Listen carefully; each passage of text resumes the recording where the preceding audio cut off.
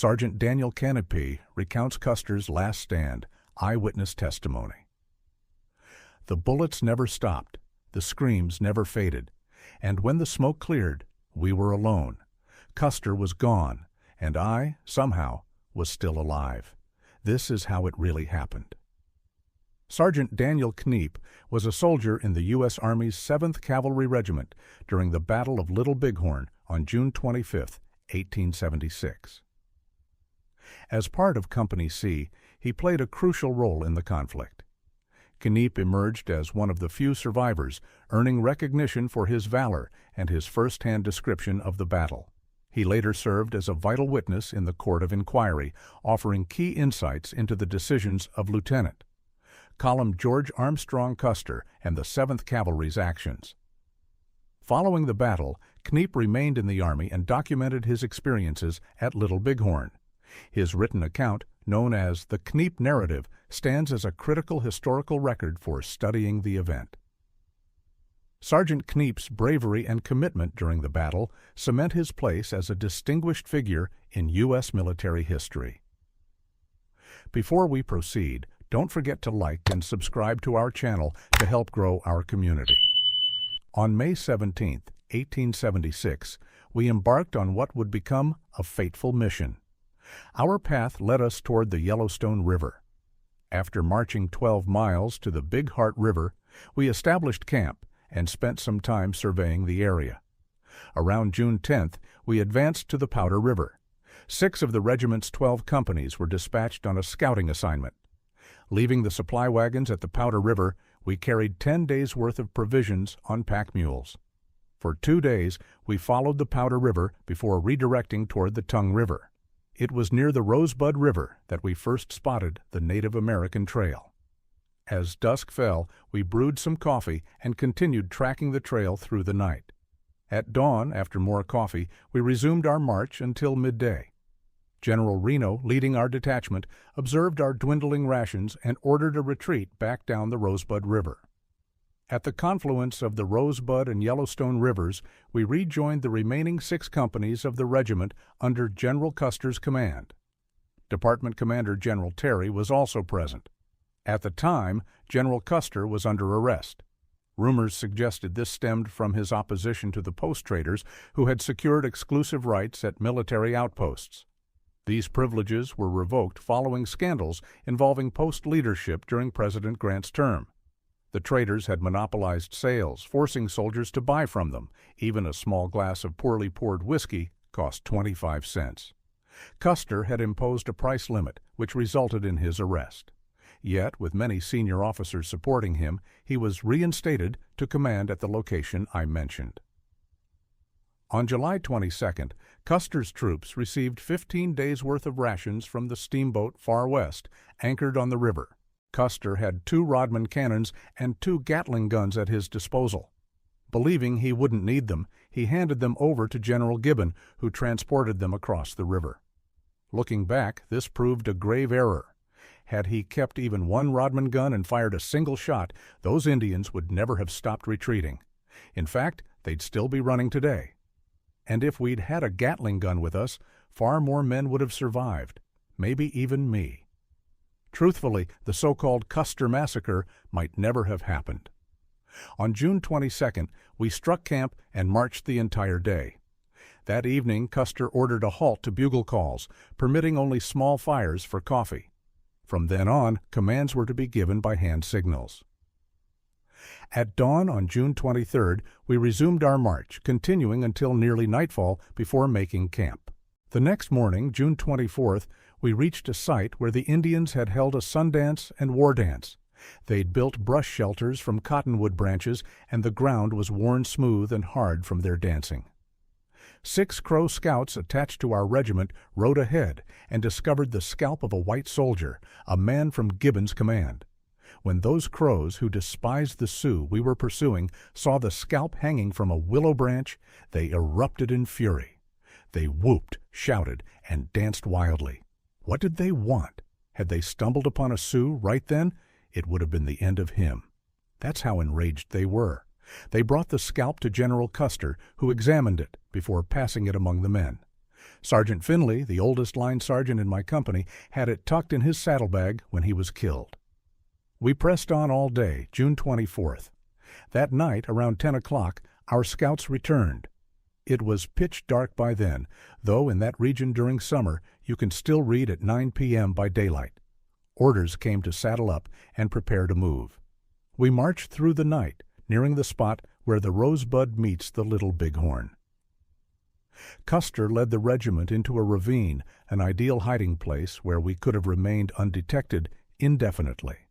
But as we rode in at a brisk trot and gallop, Quartermaster Sergeant Hurst lost some hardtack from the pack mules. When Custer learned of this, he ordered Hurst to retrieve it. Upon reaching the spot, the sergeant found 2 Indians helping themselves to the bread. They bolted at the sight of the soldiers. When Hurst reported this to Custer, the general immediately ordered us to mount up. I suspect he'd planned a dawn attack, but since the Indians now knew our position, he chose to strike at once. Our column advanced up the divide before halting.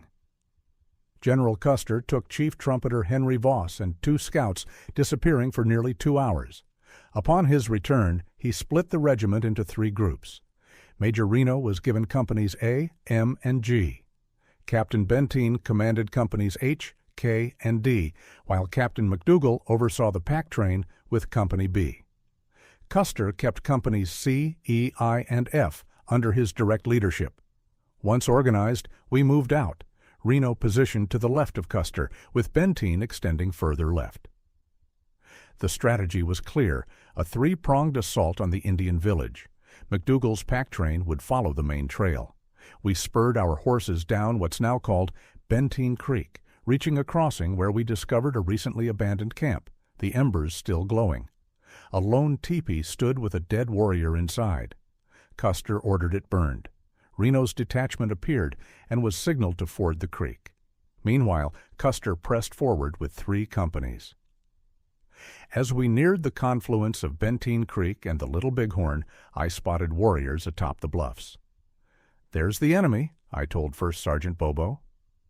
Just then, Custer looked up, and our companies, C, I, and F, charged toward the heights. Captain Tom Custer, the general's brother, led my unit. We rode hard, but when we reached the summit, the warriors had vanished. Below us, the valley stretched for miles, dense with teepees.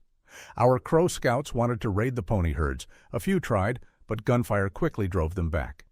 Only Chief Scout Mitch Booyer, the Crow warrior Curly, and Bloody Knife, a re-scout, remained with us on the bluffs. When the men saw the village, they erupted in shouts, and we galloped along the ridge, preparing to descend. I rode near Sergeant Finley, both of us close to Captain Custer. Suddenly, Finley yelled that his horse was failing. "Push forward if you can," I shouted. He fell behind. At that moment, the captain ordered me back to find McDougal with urgent instructions. "Tell him to bring the pack train directly to high ground. If packs come loose, cut them free. Move fast. It's a massive camp ahead." I wheeled my horse around. At the time, it felt like rotten luck, but it saved my life. Had Finley not lagged moments earlier, he'd have carried those orders instead, and I wouldn't be here to tell the tale. In the distance, a dust cloud marked the pack train's position. As I rode toward it, my company and the others charged toward the Indian village. The last words I heard from Custer echoed in my ears. Our men on the ridge gave 3 cheers as we galloped past. Some couldn't restrain their mounts. "Steady, boys! Hold your horses!" Custer shouted. "There are enough down there for all of us." They thundered onward while I turned back. Reaching McDougal, I delivered my orders, then pressed on to Benteen as instructed. McDougal's men ascended the bluffs to support Reno's retreating forces. Warriors swarmed behind them, shrieking and firing. Soldiers fell where they stood, many scalped before we could intervene. Dr. DeWolf fell just short of the summit. A few more steps would have saved him.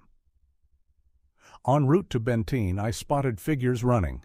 Rifle raised, I nearly fired before recognizing our own scouts fleeing Reno's shattered command.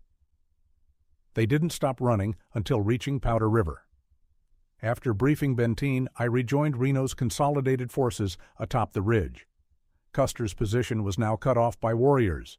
Reno attempted an offensive but was driven back, losing men to scalping parties before establishing defensive lines.